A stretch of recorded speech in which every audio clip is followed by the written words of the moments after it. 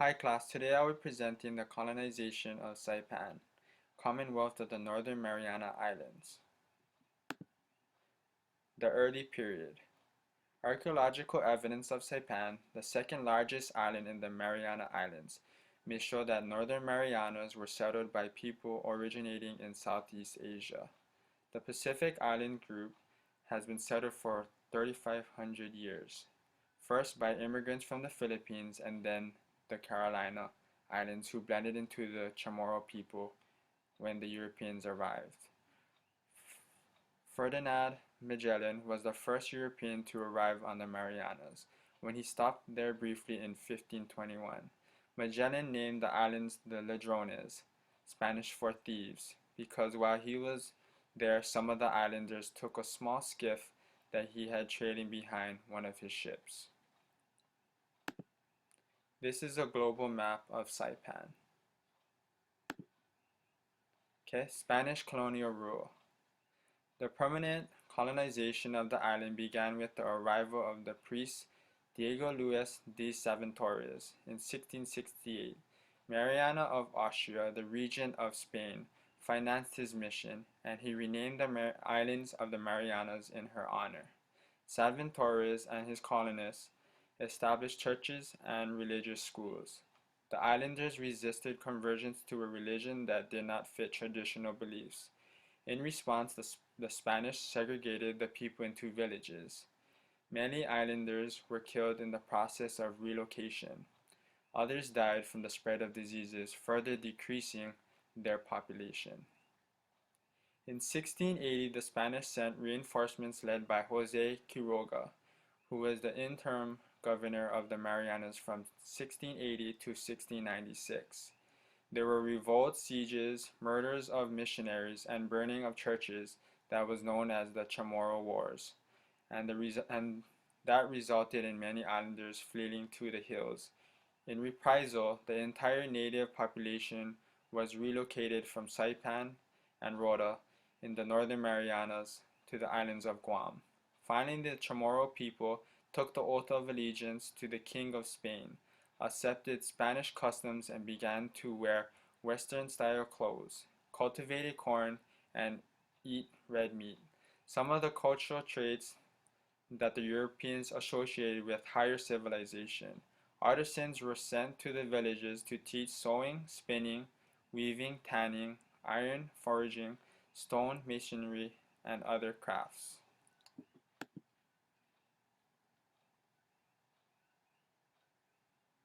By 1698, the subjugation of Marianas was complete. The Spanish branched out from the Marianas into the rest of Micronesia, meeting only mid-resistance. By the 19th century, the Marianas had become involved in European colonial rivalries. German and British soldiers and settlers began to encroach on Spanish claims in Micronesia. Spain's empire was weakening, and by 1898 they have entered into a war with the United States. After American naval forces defeated the Spanish fleets in the Philippines and took Guam, Spain decided in 1899 to withdraw entirely from the Pacific. It then sold its possessions, including all the Marianas except Guam, when the Americans still held, to Germany.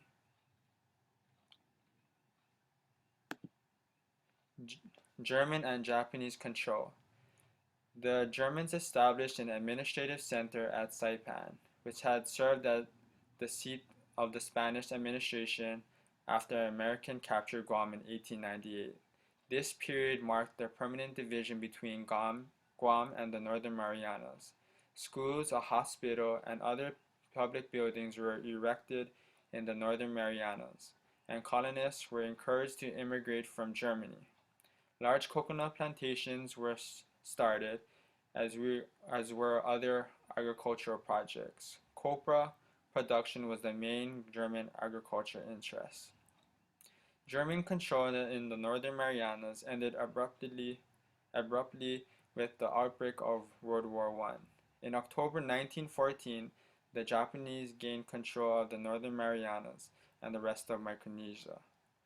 Japan's authority for the seizure was based on several secret agreements with the British designed to keep the peace in Asia in the event of this war. After World War I, Japan received the Northern Marianas by the terms of the Treaty of Versailles on June 28, 1919, and then later as a mandate under the League of Nations on December 17, 1920. The United States, which continued to hold Guam, recognized this mandate on February 11, 1922. Japanese rule in the Northern Marianas was direct and allowed the islanders little part in local governments. The basic law of Japan were extended to the islands with only a few modifications to meet local conditions. Formal education facilities were restricted, with emphasis placed on learning the Japanese language. Public health conditions, however, were improved, and hospitals were established. Economic development was Japan's main interest, and large sugarcane plantations and refineries were started at Saipan and Rota. Large numbers of laborers and investment capital were made available. There was also full employment. With the start of World War II in the Pacific in December 1941, the Japanese immediately took Guam from the United States and made their dominations of the Mariana complete. In 1943, U.S.-led Allied forces began to reduce Japanese strength in Micronesia, and in June to July 1944, the Marianas were neutralized, with the recapture of Saipan, Tinian, and Guam. The three islands then became Allied bases for the bombing of the Japanese home islands. The atomic bomb dropped on Hiroshima and Nagasaki were flown from the air base at Tinian. This is the pictures of the different allies of Saipan. United States control. The U.S. invasion of the Marianas during the war destroyed the Japanese created economy in the islands, and after the war the United States began the task of rebuilding. In 1947, President Harry S. Truman signed an agreement with the United Nations to administer the Northern Marianas as a district within the Trust Territory of the Pacific Islands in Micronesia. Responsibility for the civil administration was given to the U.S. Navy. Then on July 1, 1951, following the signing of the peace treaty with Japan and renouncing of all Japanese claims to the Northern Marianas, responsibility for the UN trusteeship was transferred to the U.S. In 1973, the Northern Marianas began separate negotiations with the United States that led to the Commonwealth status in association with the United States in 1975. The new government began operations under its own constitution in January 1978. Residents of the Northern Marianas became U.S. citizens. The United States declared the trusteeship officially ending on November 4, 1986. On that day, an agreement established that the Northern Marianas would exist in political union with the United States, with the U.S. administering federal funds allocated to the Northern Marianas. In 2008, the Commonwealth elected a delegate to the U.S. House of Representatives for the first time. The delegate could introduce legislation but only voted in committees. Beginning in the late 20th century, the Northern Marianas became a place of garment manufacturers.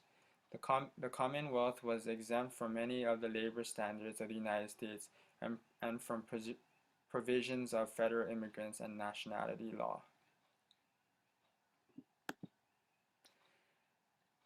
As a result, factories imported workers from China, the Philippines, and other Asian countries without restrictions, and maintain poor working conditions, described as the sweatshop. After international attention focused on the exploitations of workers, the U.S. government enacted minimum wage legislation in 2007 that encompassed the Northern Marianas for the first time, and instituted other measures to improve conditions. Tax breaks were also created to offset the economic impact on small businesses. Industry suffered from increased competition from China and other countries where labor costs remained lower.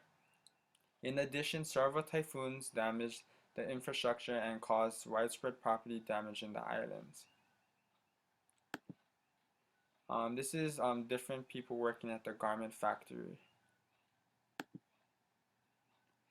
Colonialism is nowhere else so prevalent than on the island of Saipan. The Spanish, the Germans, the Japanese, and now the Americans have exploited the island economy. It is no surprise why the CNMI Constitution Article 12 states that the acquisitions of permanent and long-term interests in real property within the Commonwealth shall be restricted to persons of Northern Mariana descent. With the influx of foreigners and the conditions of the U.S. garment factories, an environment was created where islanders felt the need to protect their customs and their way of life. Thank you.